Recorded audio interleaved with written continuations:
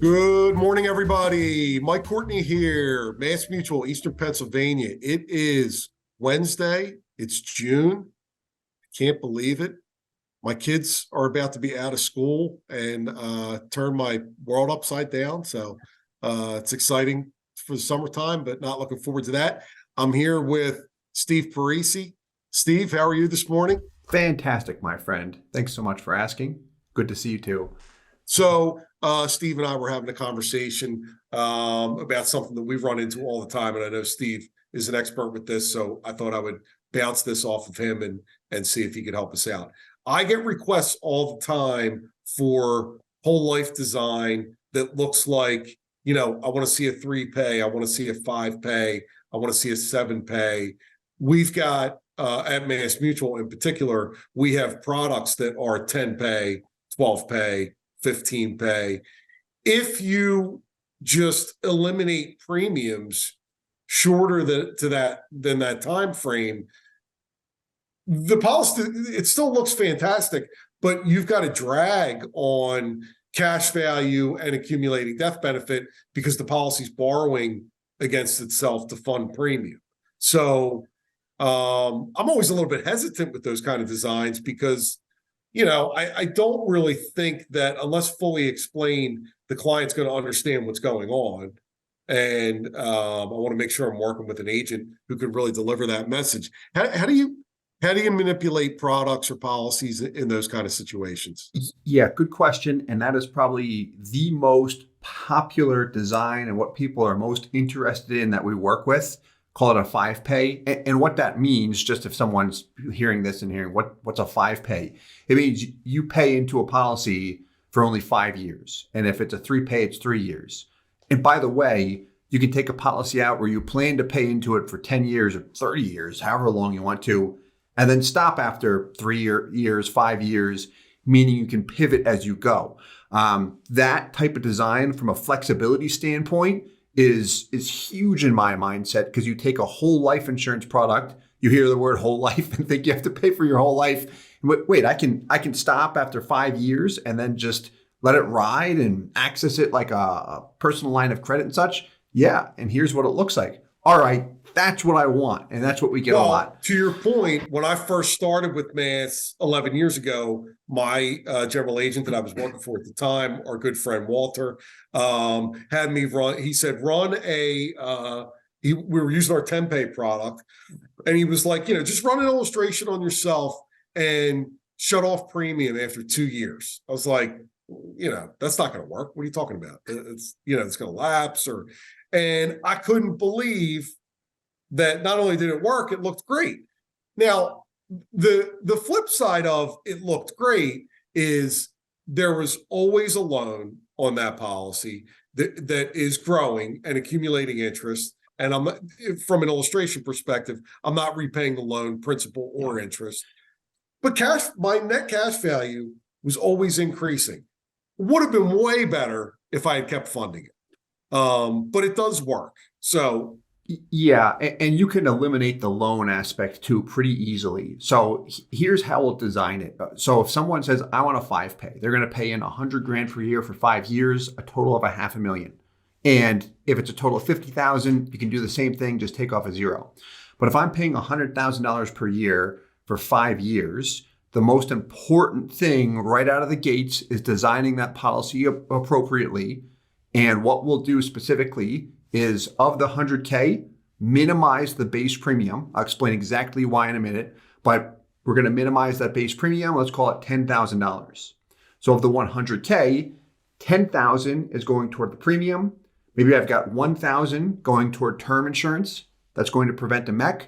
And then the other 89 grand to PUAs, which is going to maximize cash value. So you're going to do that 1, 2, 3, 4, 5 years. Now, after the 5th year, if you say, I'm done, you're the consumer, I don't want to pay anything anymore. Yeah, you don't have to decide that in year 1. You're deciding that, right. Correct. And maybe it's after year 3 you say I'm done, but we'll keep the example of 5 years. Year 6 rolls around, you don't want to pay anything. You've got the $10,000 base premium and the $1,000 term rider premium. So call it $11,000 minimum that's due. you've got two options in policy year 6. The first thing you can do is what you had mentioned. You can have the policy take a loan against itself to pay that premium, which is not always bad. What will happen is, a way I like to explain it is when that $11,000 loan is processed, you'll see your cash value drop by $11,000, but then it pays the premium. In year 6, premium dollars come back to cash value, so it's going to go up by $11,000.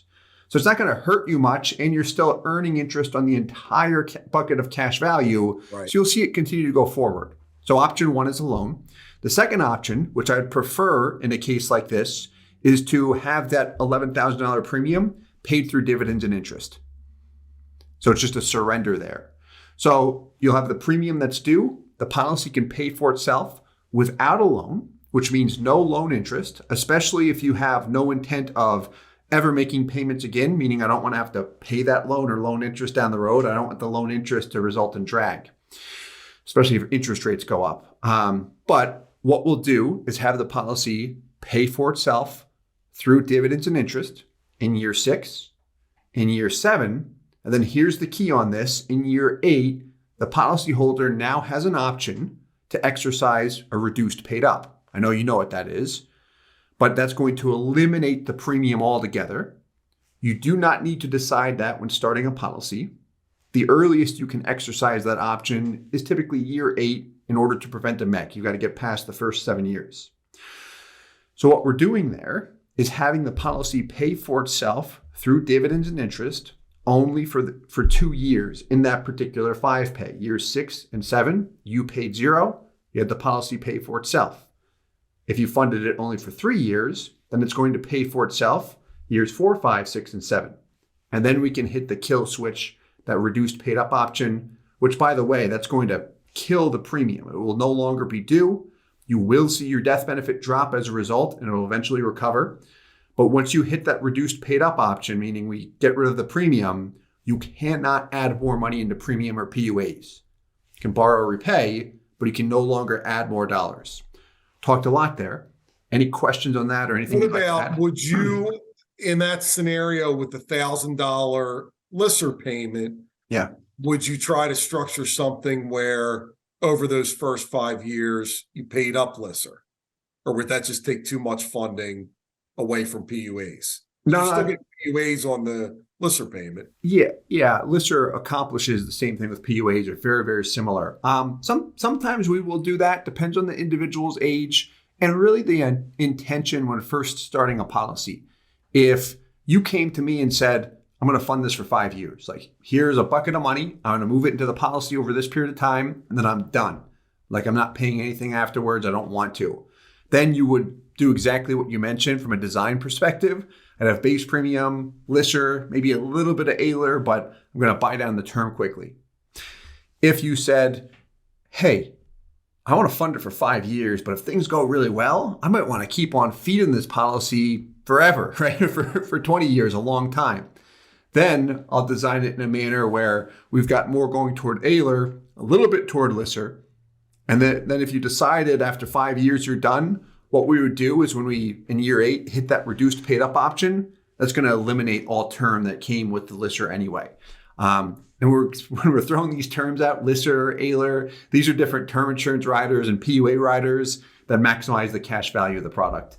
Right. All right. So for the listeners and for folks at home who are following along, the most important, the takeaway here really is structuring the policy in the most flexible way up front. All of these other things can be done on the fly as your needs change, as your desires change, how you want the policy to look, how much you want to fund into the contract. Make sure you get the design right up front where you've got ultimate flexibility, and then you're going to be in really good shape down the road, regardless of the scenario. Yeah. And what I can add too, the best thing an agent can do to stress test these short pay scenarios, say it's a 3 pay, right? Any limited pay scenario where you're going to have the premium paid through dividends and interest. Run it based on the guarantees. No dividends ever. Because then you can see, does my premium and term insurance rider, the expenses that are associated with that, exceed the guaranteed rate in the product? My values start to go down, that's where I'm going to look at it and raise a red flag and say, I wouldn't do this. Here's maybe a different way I would design it. And maybe instead of 3 years, we should spread it out over 4 years or something like that. But looking at it with the guarantees, like when you see a design where you can fund it for 3 years, and then in year 4, with no dividends, a premium still due that you're not paying, the guaranteed rate on its own is able to support that premium, the insurance cost, and your cash value still goes up, then I can look at that with pure confidence and say, okay, it's going to continue to increase in value. We've always seen dividends paid, so it should be better than this. I don't have to worry about a MEC issue because the death benefit's not going down or some kind of weird thing like that. We're good. Like, this consumer is going to be satisfied. So I'm comfortable with it. Yep. Great That tip. makes sense. Yeah. Absolutely. Listen, if you want to follow up with Steve or myself about anything that we talked about here, short pay, how to structure these products, limited pay options, and then how to handle really where the rubber meets the road is ongoing client meetings and annual reviews, and really making sure the right things are in place here. Feel free to touch base with myself or Steve at any point. We can do a deeper dive. Steve, thanks for your help. Sure thing. Thanks so much. Talk to you soon. Thanks.